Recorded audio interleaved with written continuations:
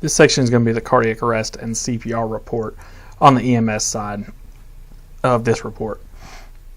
Whenever you come over to provider and you're putting in your provider impression of the patient, and this call is going to be a cardiac arrest, it's going to automatically turn this red, meaning that you have to do this part of the report to save it.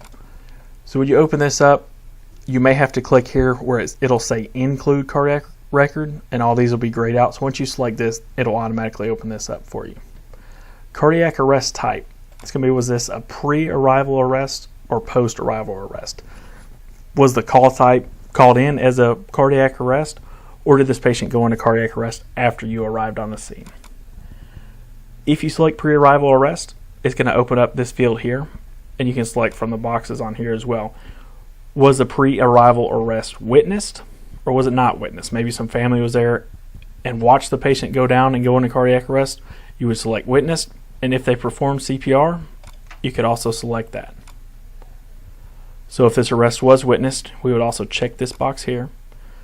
If this was a trauma arrest, such as a car wreck, shooting, stabbing, some sort of traumatic injury that more than likely caused this cardiac arrest, you would also select this here.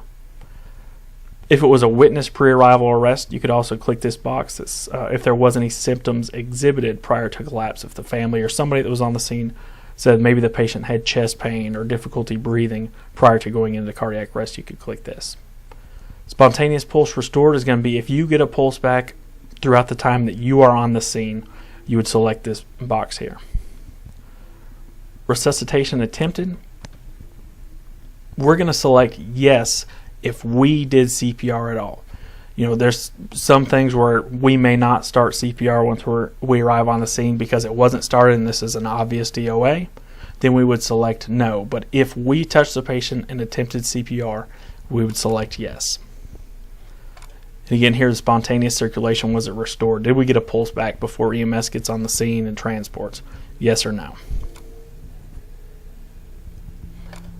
The times tab of this, we're not going to use this at the current time, so don't worry about this. Bystander CPR.